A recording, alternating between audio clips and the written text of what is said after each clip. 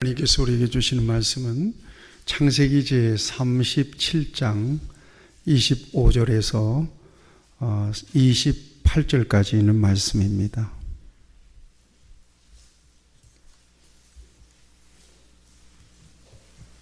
이 기록된 계시의 말씀을 제가 봉독할 때에 우리 하나님께서 하나님의 음성으로 직접 들려주시기를 바랍니다. 그들이 앉아 음식을 먹다가 눈을 들어본즉 한 무리의 이스마엘 사람들이 길르앗에서 오는데 그 낙타들의 향품과 유향과 몰약을 싣고 애굽으로 내려가는지라.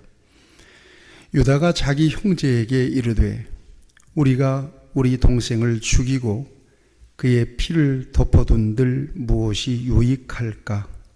자, 그를 이스마엘 사람들에게 팔고 그에게 우리 손을 대지 말자.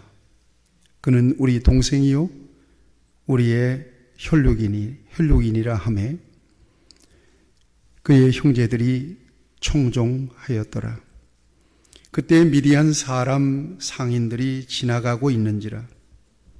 형제들이 요셉을 구덩이에서 끌어올리고 은 20에 그를 이스마엘 사람들에게 팔매 그 상인들이 요셉을 데리고 애굽으로 갔더라.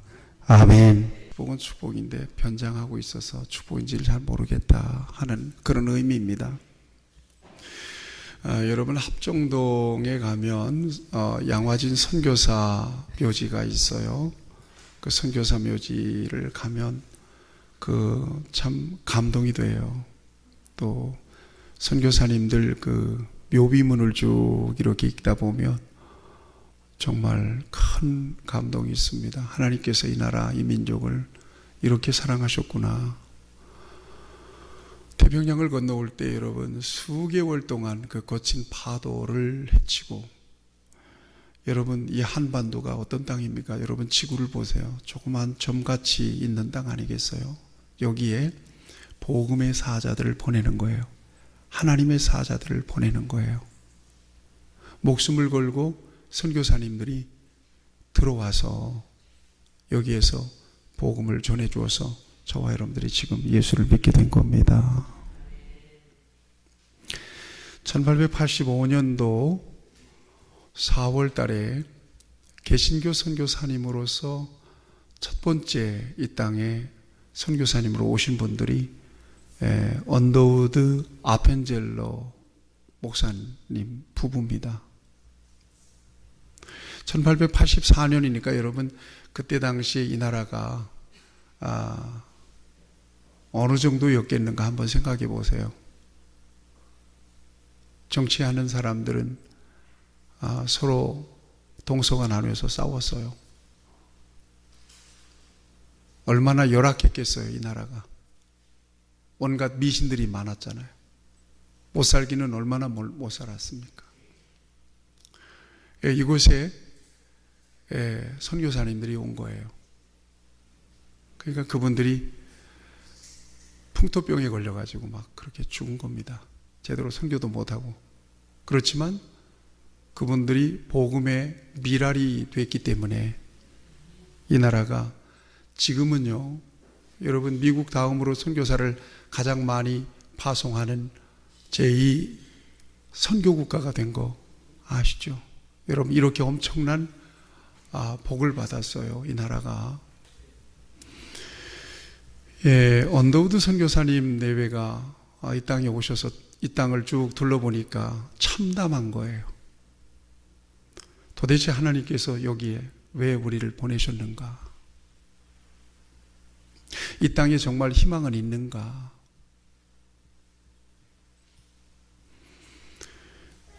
언더우드 선교사님이 이 땅을 돌아보고 그 절망적인 마음을 다음과 같은 기도문으로 적습니다. 그런데 그 기도문 끝에는 희망이 선포가 돼요. 하나님이 보내신 이유와 목적이 분명히 있다. 그렇게 확신한 겁니다. 그리고 그 확신은 빗나가지 않았어요.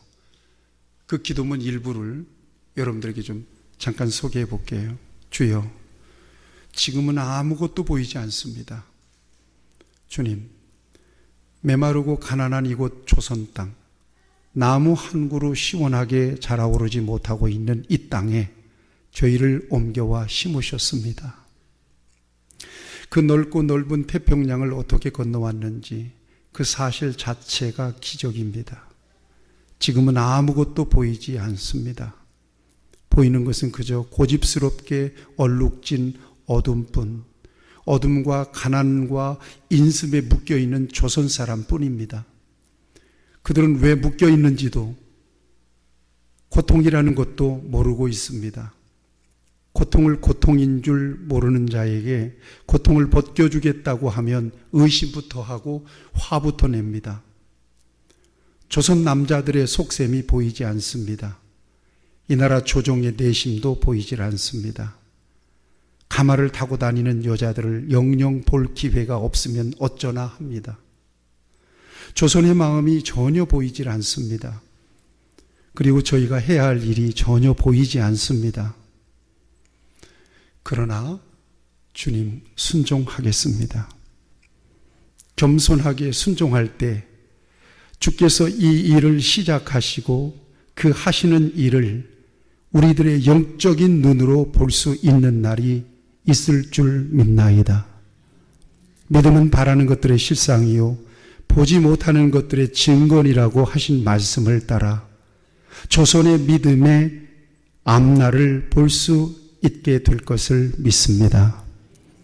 지금은 우리가 황무지 위에 맨손으로 서 있는 것 같사오나 지금은 우리가 서양 귀신, 양귀신이라고 손가락질을 받고 있사오나 자녀들이 우리의 영혼과 하나인 것을 깨닫고 하늘나라의 한 백성, 한 자녀임을 알고 눈물로 기뻐할 날이 있음을 믿나이다. 지금은 예배드릴 예배당도 없고 학교도 없고 그저 이곳 저곳 모든 사람들로부터 경계의 의심과 멸시와 천대함이 가득한 곳이지만 이곳이 머지않아 은총의 땅이 되리라는 것을 믿습니다. 주여, 오직 제 믿음을 붙잡아 주소서. 아멘. 이것이 언노드 목사님이 개신교 선교사로 미전도 종족이었던 이 나라 한반도에 들어와서 하나님 앞에 절망적인 상황을 바라보며 기도했던 내용입니다. 전반부에는 아무것도 보이지 않습니다. 사람들 왜 인습에 저렇게 물려서 절망적으로 살아가는지 저들도 모르고 있고 저들의 고통스러운 문제를 해결해 주고자 다가가면 의심부터 합니다. 우리를 서양 귀신이라고 놀려댑니다. 이 나라에 이런 절망입니다. 희망이 없습니다. 그렇지만 믿음의 눈으로, 하나님의 눈으로 이 땅을 보게 될 때 이 땅에는 희망이 있습니다.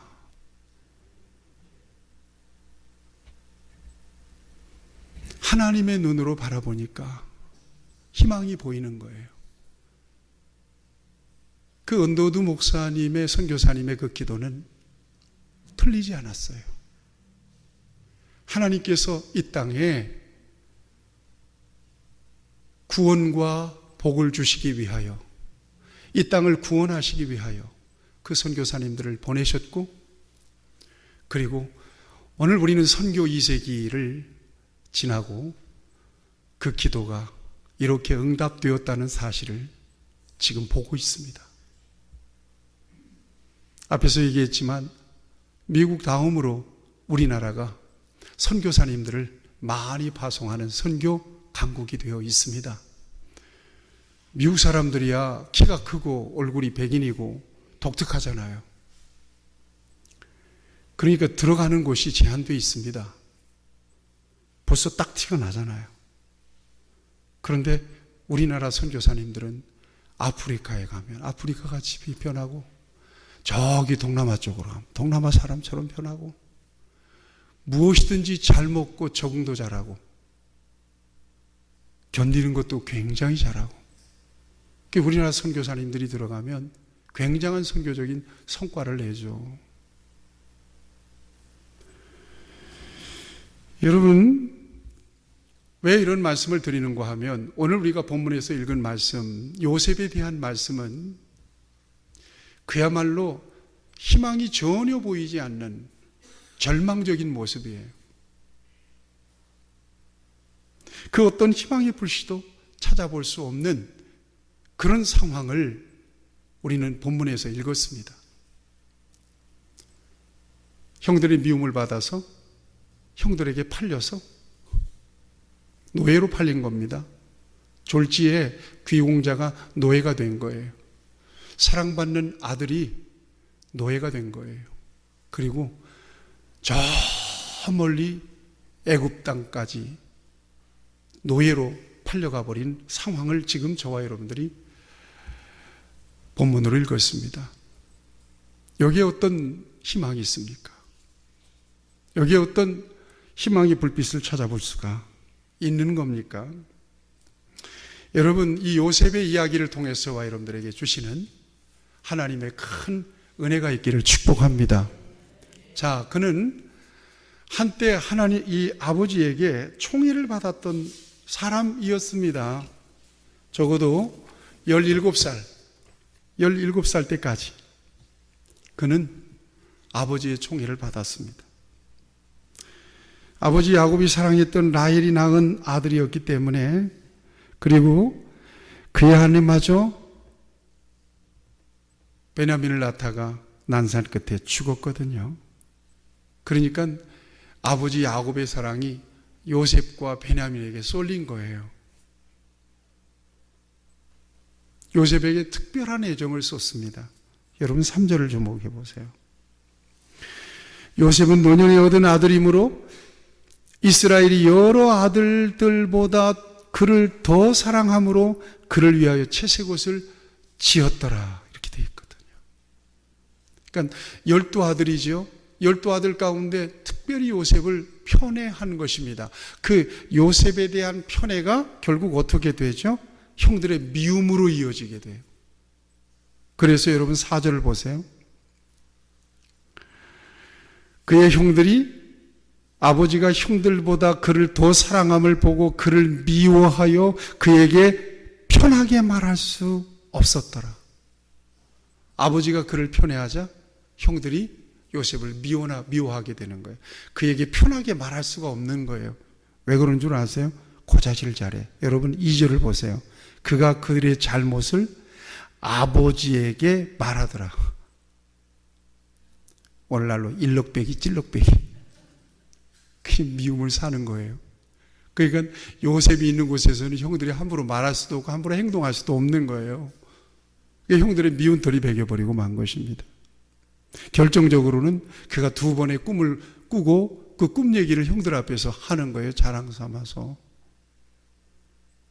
곡식단을 묶더니 내 단은 일어서고 당신들의 단은 내 단을 둘러서서 절하도이다. 여러분 아무리 무식해도 형들이 이 꿈의 의미를 알겠잖아요. 네 단은 일어서고 우리 단들은 너한테 절한다고? 정말 그런다고? 얼마나 가소롭고 얼마나 밉겠어요. 그렇지 않아도 미운데. 또 한 번 꿈을 꿨어요. 해와 달과 11별이 내게 절하도이다. 해와 달, 아버지까지 동원해서 자기한테 다 절할 것이다. 이런 꿈을 얘기하는 거예요. 아주 생생하게 얘기하는 거예요. 이런 철딱서니가 어디 있어요? 17살 먹었으면 적어도 알만할 텐데 형들 눈치 보면 알잖아요. 그 눈치 코치도 없어요. 예. 그런데 여러분 그가 꾼 꿈이 하나님이 그에게 주신 계시적인 의미가 있는 꿈이었다라고 하는 사실을 저와 여러분들이 다 알고 있습니다. 그랬기 때문에 요셉이 형들 앞에서, 아버지 앞에서 그 꿈 얘기를 당당하게 했을 수 있었을 것입니다. 어쨌든 그는 형들이 아버지의 편애를 받는 요셉 꿈 얘기를 하면서 형들의 심기를 건드려서 형들의 극단적인 미움을 받게 돼요. 결국 오늘 본문 상황으로 이어지게 되지 않습니까? 오늘 본문 상황 여러분들이 너무나 잘 알아요. 큐티를 하고 계시기 때문에. 아버지가 어느 날 저 세겜 지역으로 양을 몰고 나가 있는 형들을 요셉에게 가서 살펴보고 오라고 시킵니다. 그러니까 여러분 상상해 보세요. 17살 먹었는데 왜 형 안 따라갔을까요? 야곱이 안 보냈겠죠. 힘든 일 안 시켰어요. 혹시 해를 받거나 어려움을 겪을까 봐서 굉장히 야곱이 요셉을 이렇게 살핀 겁니다. 형들 다 가 있는데 왜 똑같은 아들인데 안 갔을까요? 그리고는 세겜, 여러분 오늘 이 요셉, 야곱이 거주하고 있는 헤브론 계곡에서 세겜까지 거리가 무려 100km 정도나 돼요. 그 먼 거리까지 형제들이 지금 양을 몰고 나가 있단 말이에요. 그 요셉한테 형들 잘 보고 와서 잘하고 있는지 가서 살피고 보고하라는 거예요. 그래서 요셉을 보내는 거죠. 하루 종일 걸려서 세겜이라고 하는 지역으로 아마 갔을 겁니다. 갔는데 형들이 안 보이네요. 그래서 형들 없어서 그 지역에서 방황하고 있는데 다른 목자들을 만나요. 혹시 이런 분들 못 봤어요? 그러니까 저쪽으로 가보라고. 그래서 도단까지, 거기에서 한 40km를 더 가서 도단까지 가서 형들을 만나게 돼요. 형들이 있는 근처에 가니까 벌써 양무리 소리가 들리잖아요. 매매하고. 그리고 저 멀찍이서 형들의 모습이 어른거리잖아요. 얼마나 요셉이 반가웠겠어요. 그 멀리 찾아가서 형들을 만났을 때. 그런데 형들은 멀찍이서 오는 게 요셉이거든요. 요셉을 바라보는 형들은 요셉의 마음과는 전혀 달랐습니다. 여기 성경에 보면 정말 얌전하게 기록이 되어 있어요. 뭐라고 얘기하고 있죠? 예, 저는 말하죠. 여러분 18절에서 20절을 같이 한번 보시겠어요? 18절에서 20절을 보세요. 요셉이 그들에게 가까이 오기 전에 그들이 요셉을 멀리서 보고 뭐예요? 죽이기를 꾀하여 그랬습니다. 그리고는 19절에 보세요. 서로 이르되 꿈꾸는 자가 오는도다. 이 꿈 얘기가 굉장히 형들에게 엄청나게 거슬렸던 거예요. 저 꿈꾸는 자가 오는도다. 그러면서 20절 보세요. 자, 그를 죽여 한 구덩이에 던지고 우리가 말하기를 악한 짐승이 그를 잡아먹었다 하자. 그의 꿈이 어떻게 되는지를 우리가 볼 것이니라. 이 결정적으로 형들의 심기를 건드린 것은 이 꿈 얘기예요. 저놈 죽이자. 정말 그 꿈대로 되는지 보자. 멀찍이서 요셉이 형들을 향하여 다가올 때 형들은 요셉에 대해서 이런 악한 잔인한 음모를 꾸미고 있었던 것입니다. 그래서 결국 오자마자 요셉을 12명의 형들이 11명의 형들이 요셉을 포박하잖아요. 그리고는 어디에다 던지죠? 물 없는 구덩이에다가 그를 포박해서 던져 넣었습니다. 죽이려고 했는데 루벤이 제안해요. 죽이지는 말자. 그리고는 한참 있는데 유다가 제안하죠. 오늘 본문 상황은 바로 그 상황입니다. 25절 보세요. 여러분 생각해 보세요. 그들이 앉아서 음식을 먹다가, 여러분 이게 음식이 입에 들어가는 상황입니까?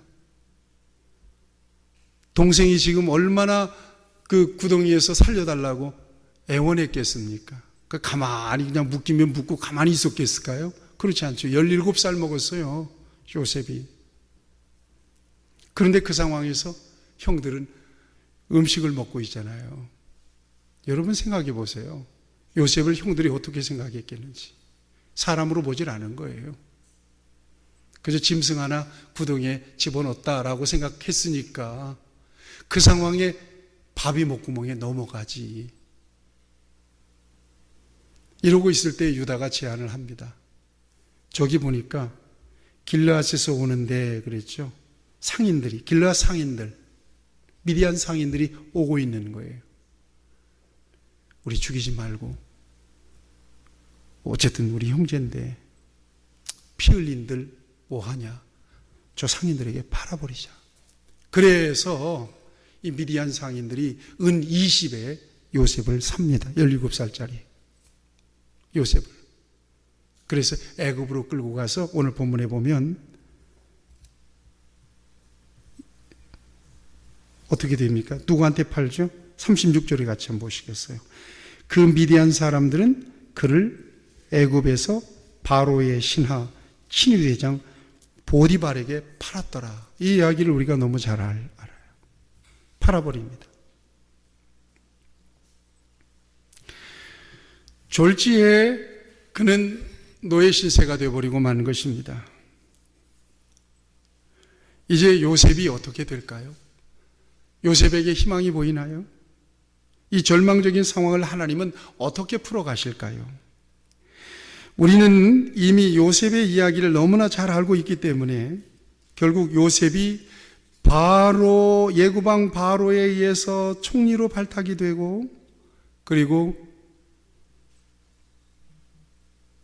가뭄을 요셉의 꾼 꿈을 해몽해서 가뭄을 극복하고 그리고 가나안 땅에 있는 요셉의 가족들까지 구원하는 역사를 우리는 성경을 통해서 너무나 잘 알고 있습니다.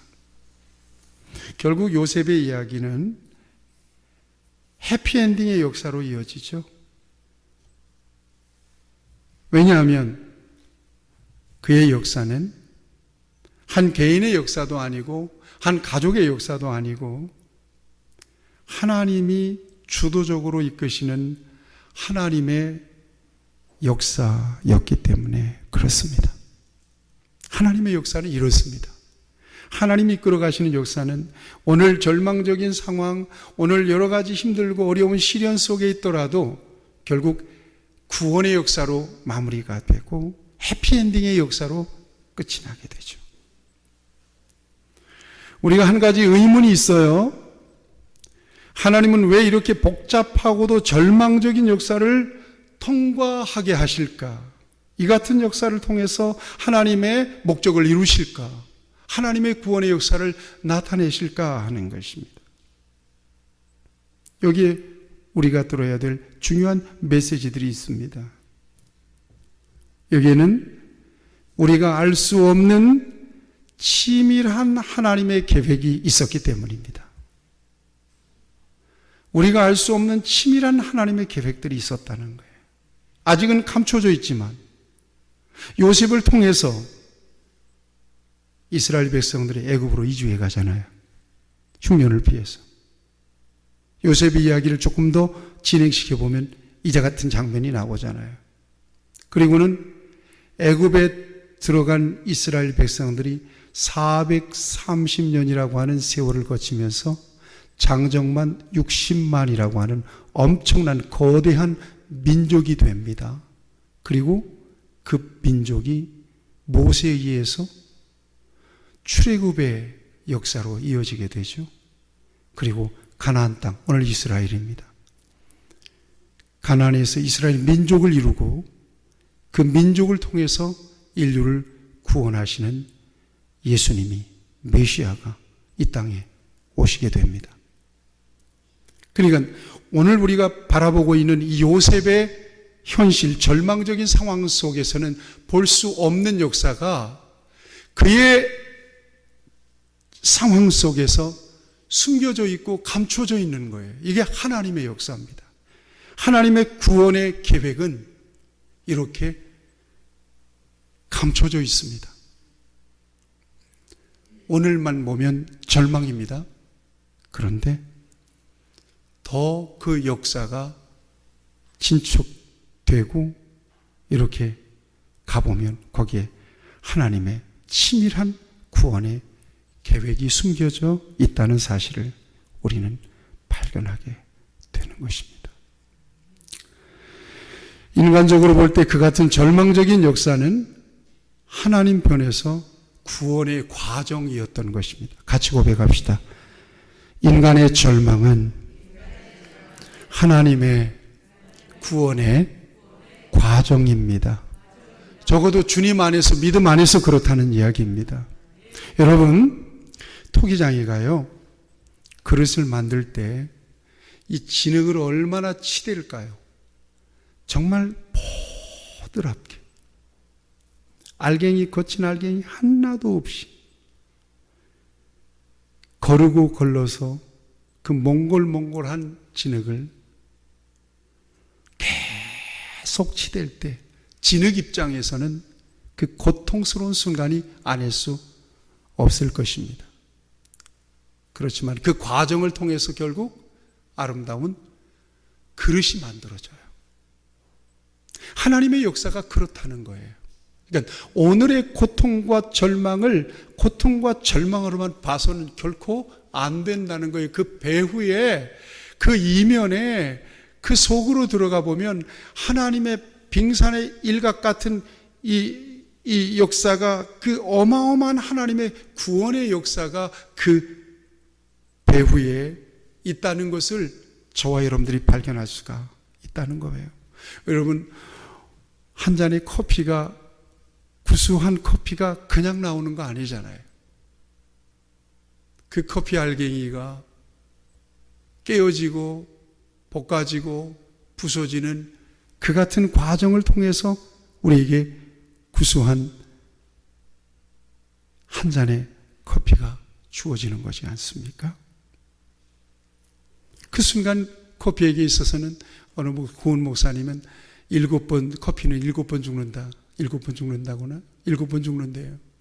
그 죽어지는 그 고통과 절망을 통해서 이런 멋진 분위기 있는 한 잔의 커피가 나오는 거죠.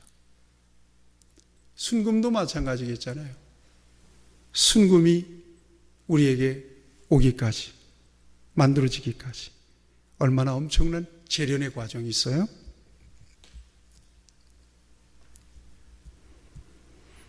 재련의 과정은 고통스럽습니다. 그렇지만 순금이 만들어지는 과정이었다는 거죠. 제가 어느 유튜브에 보니까 중국 사람들이 분재를 만드는 과정이 나무로서는 너무나 고통스러운 순간이더라고요. 볼품없는 나무를요, 전부 다 잔가지 다 잘라내고요, 거기다가 철사를 감고 완전히 비틀어 놓는 거예요. 모양 만들어서. 여러분, 그 과정이 얼마나 나무 입장에서는 힘들까요? 아마 정말 힘들 거예요. 이게 사람을 그렇게 비틀어 놓는다면 아마 살 수 없었을 것입니다. 어떤 경우는 돌에다가 이렇게 홈을 내가지고 그냥 그 홈에다가 맞춰 끼는 거예요. 이렇게 신비하게 보이려고 나무를. 그래도 살아남는 거 보면 정말 기가 막혀요. 여러분, 그 과정이 얼마나 나무 입장에서는 괴롭고 힘든 과정이에요. 절망적인 과정이죠. 그렇지만 그런 과정을 통해서 볼품없는 나무가 아주 멋진 가치 있는 분재로 만들어지더라 하는 것입니다. 여러분, 하나님의 역사가 그래요. 감춰져 있는 멋지고 아름다운 그 구원의 역사, 축복의 역사가 하나님의 치밀한 계획 가운데 설계되어 있고 숨겨져 있다는 사실을 지금은 몰라. 여러분들의 모든 절망적인 상황 속에 그 같은 하나님의 구원의 역사, 하나님의 원대한 축복의 역사가 있다는 사실을 믿음의 눈으로 바라볼 때 결코 그 상황 속에서 절망하지 않게 될 것입니다. 오히려 감사하고 찬양하게 될 것입니다. 믿음이라고 하는 것은 앞에서 말씀드렸어요. 하나님의 안경을 갖는 거예요. 하나님의 관점을 갖는 거예요. 오늘의 고통과 순환과 시련과 절망을 절망으로 보지 않는 거예요. 거기에 감추어져 있는 놀라운 하나님의 축복의 역사를 바라볼 수 있기 때문에, 구원의 역사를 보기 때문에 그렇습니다. 여러분, 오늘 힘들고 어려운 순간에 저와 여러분들이 기억해야 될 것입니다.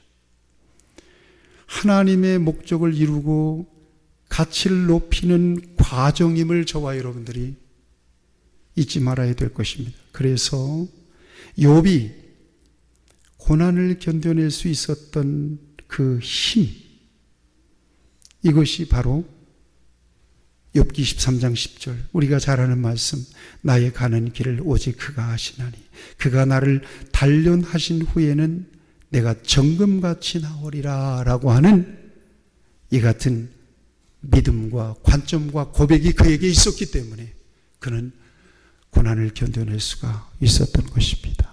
혹시 시련 가운데 있는 분들 이 믿음 가지시기를 축복합니다.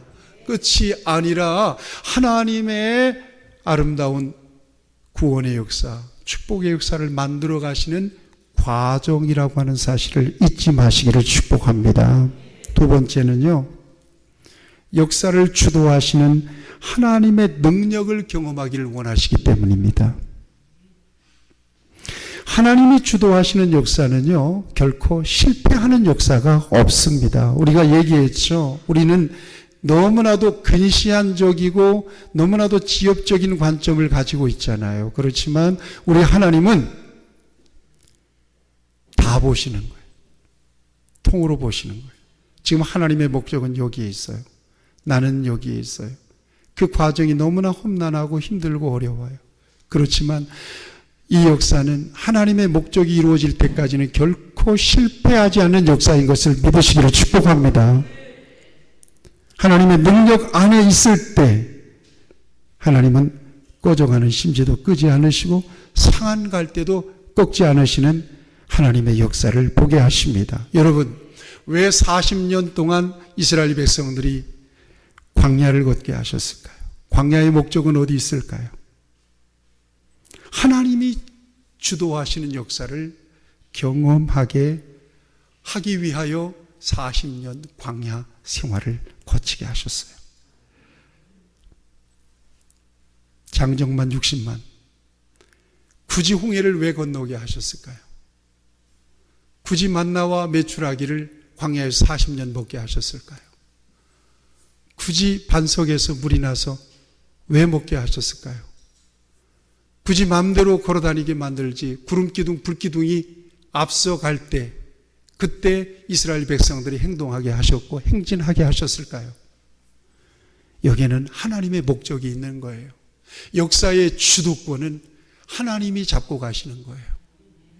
하나님이 이끄시는 역사, 오직 하나님께서 함께 하시고 앞서가시고 공급하시고 돌보시는 그 역사를 하나님은 경험하기를 원하셨기 때문에 그렇습니다. 철저하게 하나님만 바라보게 하셨어요. 여러분, 복음서에 왜 나사로가 죽은 지 나흘 만에 나흘이 될 때까지 우리 예수님이 베다니에 가지 않으셨을까요? 왜 그러셨을까요?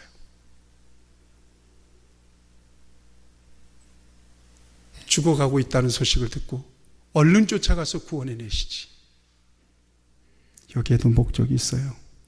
우리 주님께는 살아있으나 죽었으나 그게 문제가 될 게 없다는 거예요. 건강하든 병들었든 그게 문제가 될 게 없다는 거예요. 여러분, 우리가 하나님을 믿되 그렇게 믿어야 될 것입니다. 그래서 우리의 현실 절망적인 상황을 절망으로 받아들여서는 안 될 거예요. 적어도 우리가 하나님을 믿고 있다면, 적어도 우리가 하나님을 신뢰하고 있다면, 우리가 하나님께 시선을 드리고 하나님을 기대하고 있다면, 앞에서 우리가 고백했듯이 이것은 하나님의 원대한 목적을 이루어 가시는 과정이구나. 이 순간에 이 역사의 주인이 하나님이시라고 하는 사실을 분명하게 하나님은 인식하도록 하게 하시는구나. 하나님이 하시는구나. 하나님이 열어 가시는구나. 하나님이 만들어 가시는구나. 하나님이 공급해 주시는구나. 하나님이 앞서 가시는구나. 하나님이 함께 하시는구나. 하나님이 해결하시는구나. 이걸 경험하기를 원하시는 거예요. 여러분, 요셉의 절망적인 상황이 어떻게 그렇게 엄청난 반전의 역사가 만들어질 것이라고 여러분 보입니까? 하나도 보이질 않습니다. 절망만 보이는 거예요. 요셉의 역사는 인간적인 안목으로 보면 끝난 역사예요. 여기서 더 이상 희망이 없어요. 그런데 하나님이 주도하시는 역사라고 하는 사실을 저와 여러분들이 보고 있잖아요.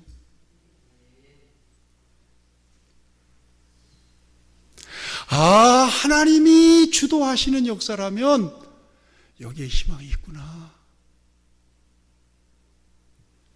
실패하지 않는 역사로구나. 망하는 역사가 아니로구나. 하나님께 방법이 있구나. 하나님께 희망이 있구나. 이 같은 절망적인 역사를 통해서 그걸 보게 하시는 거예요. 그걸 경험하게 하시는 거예요. 그래서 바울은요, 내게 능력 주시는 자 안에서 내가 모든 것을 할 수 있습니다 라고 고백하고 있는 거예요. 이건 희망적인 상황 속에서 한 고백이 아니에요. 절망적인 상황 속에서 이 같은 믿음과 고백을 드리고 있는 거예요. 그리고 그렇게 됐잖아요. 내게 능력 주시는 자 안에서 내가 모든 것을 할 수 있느니라. 이 고백 앞에서 이런 고백이 있어요. 내가 궁핍함으로 말하는 것이 아니라 어떤 형편에든지 내가 자족하기를 배웠노니 내가 비천에 처할 줄도 알고 풍부에 처할 줄도 알아. 모든 일에 배부르며 배고픔과 풍부와 궁핍에도 일체의 비결을 배웠느라. 그 비결이 뭐였느냐? 내게 능력 주시는 자 주님 안에서, 하나님 안에서는 내가 모든 것을 할 수 있습니다 라고 하는 고백이에요. 오늘 우리는 이 같은 동일한 고백으로 하나님 앞에 있습니다. 지금 절망하고 절박하고 어려운 상황이라면 하나님이 개입할 수 있는 절호의 기회인 줄로 믿습니다. 하나님께 시선을 드리시길 축복합니다. 하나님, 내 힘으로는 안 됩니다. 이거 끝입니다. 나는 지금 형들에게 묶여서 저 깊은 구덩이, 깜깜한 구덩이에 지금 던져졌습니다. 여기에 무슨 희망이 있습니까? 절망밖에 안 보여요. 깜깜해요. 어떻게 할 수가 없어요. 항복할 수밖에 없어요. 손을 들 수밖에 없어요. 마음대로 하십시오. 저분대로 하십시오. 혹 이 같은 상황이라면 이제 하나님이 개입하시는 상황, 하나님이 개입하시는 순간이 됐다는 사인이라고 저는 생각합니다. 하나님의 능력을 경험할 수 있는 중요한 기회, 그 기회의 힘을 여러분 믿으셔야 할 것입니다. 또 하나 있습니다. 또 하나의 목적이 있다면 왜 이런 절망적인 상황을 통과하게 하실까? 또 하나의 목적이 있다면 이것은 인간의 모든 공로를 배제하기 위함입니다. 인간의 모든 공로를 배제하기 위함입니다. 한마디로 말하면 네가 한 것이 아니라 내가 한 것이다. 네가 했다면 망하는 거지만 내가 개입했다면 결코 망할 수 없는 일이다. 인간의 능력은 분명히 한계가 있고요. 만약에 인간의 역사라면 요셉의 역사는 여기까지가 끝일 수밖에 없지만 하나님은 모든 것이 가능하시다라고 하는 사실을 경험하도록, 그리고 인간의 모든 공로는 배제하도록 하나님께서는 이 같은 절망적인 터널을 지나가게 하시는 것입니다.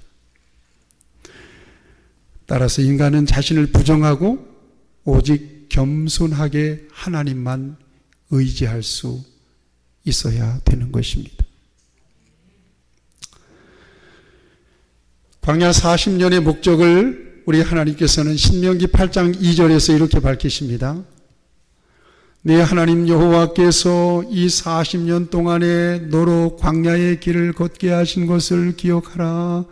이는 너를 낮추시며 너를 시험하사 네 마음이 어떠한지 그 명령을 지키는지 아니 지키는지 알려 하심이라.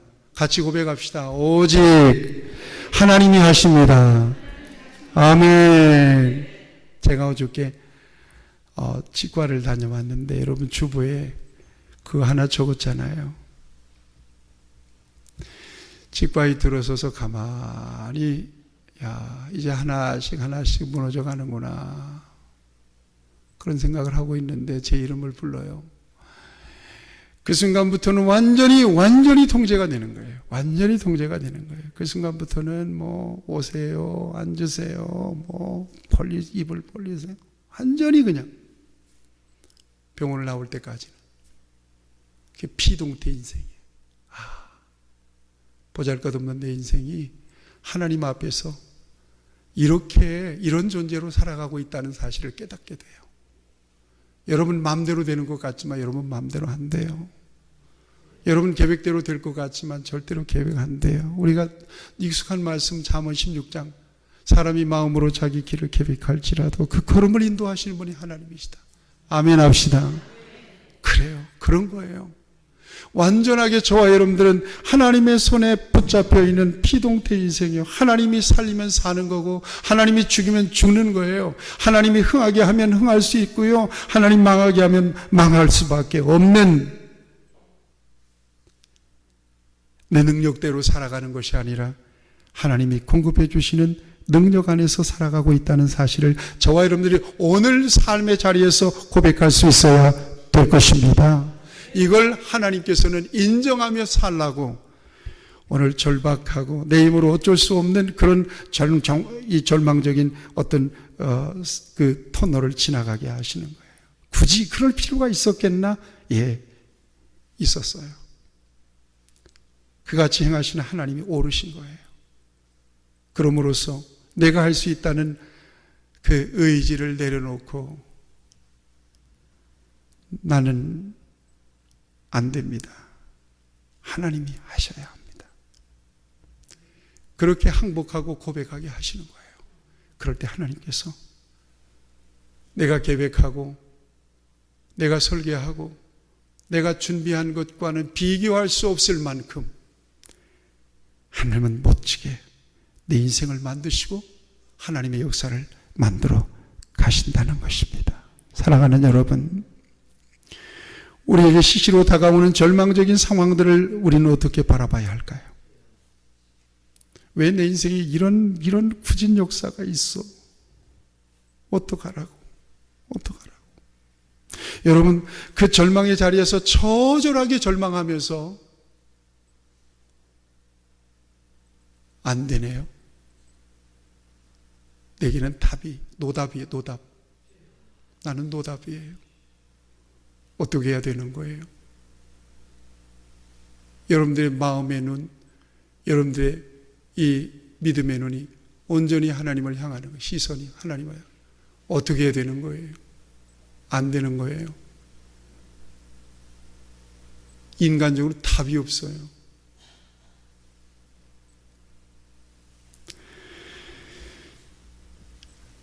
하나님은 이걸 원하세요. 그걸 정말 그 상황을 하나님은 즐기실 수 있어요.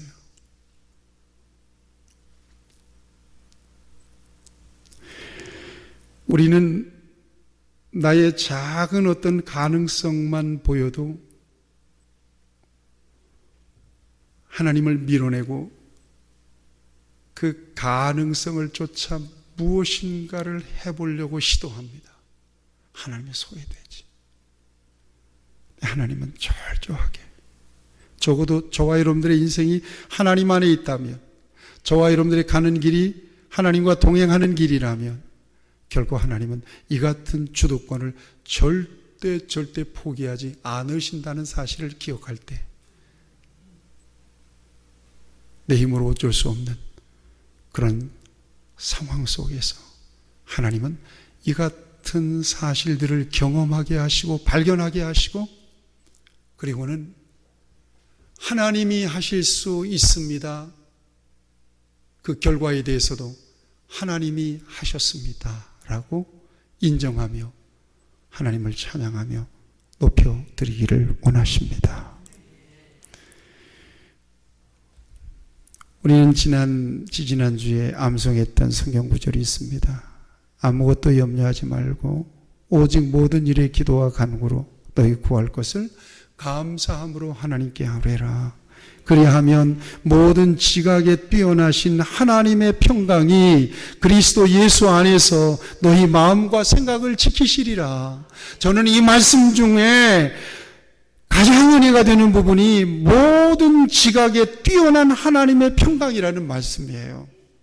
다시 얘기하면 하나님이 아시는데, 이걸 제가 공동번역으로 찾아봤더니 이렇게 번역이 되어 있어요.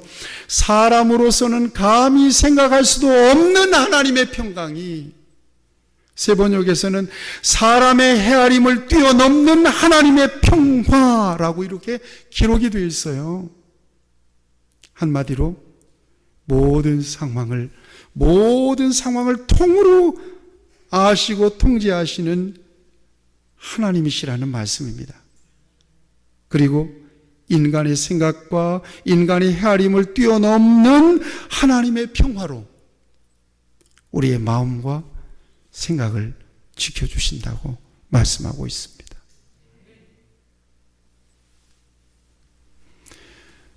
요셉이 애굽으로 팔려갔을 때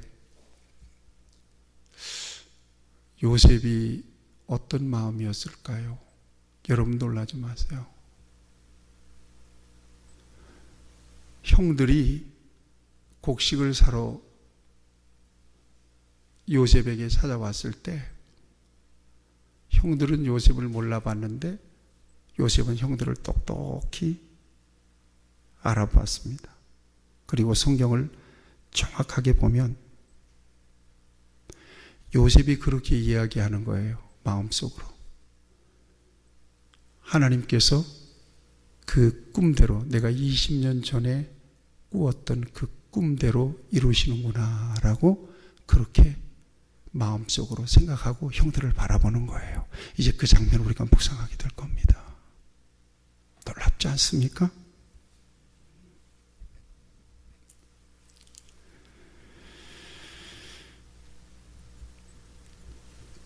하나님이 아시고 하나님이 관리하시고 하나님이 함께 하시면 인간의 절망은 하나님의 희망이 되는 것입니다. 어떤 절망적인 문제든 이 같은 믿음의 관점을 가진 사람에게는 그 절망적인 상황이 결코 낙심하고 절망하는 상황이 될 수 없다는 것을 오늘 이 요셉의 이야기를 통해서 우리에게 보여주고 있습니다. 다윗은 절망적인 상황 속에 있을 때 여러 번 다음과 같은 고백을 해요. 내 영혼아 어찌하여 네가 낙심하며 어찌하여 내 속에서 불안해하는가. 너는 하나님께 소망을 두라. 그가 나타나 도우심으로 말미암아 내 하나님을 여전히 찬송하리로다. 결론입니다. 예수님의 십자가 사건은 절망입니다. 그 자체로 인간적인 눈으로 바라볼 때 이제 예수님의 역사는 끝이 난 거예요, 거기서. 그런데 하나님은 그 인간의 절망적인 역사를 사흘 만에 깨뜨리십니다. 그리고 죽음을 이기시고 예수님이 부활하시죠. 죽음의 역사를 생명의 역사로 바꾸시는 순간입니다. 그래서 히브리서 기자는 절망적인 상황 속에서 우리가 바라봐야 될 분이 바로 예수님이시다라고 하는 사실을 가르쳐 주십니다. 믿음의 주요 또 온전케 하시는 이인 예수를 바라보자. 마지막에 이렇게 되어 있습니다. 너희가 피곤하여 낙심하지 않기 위하여.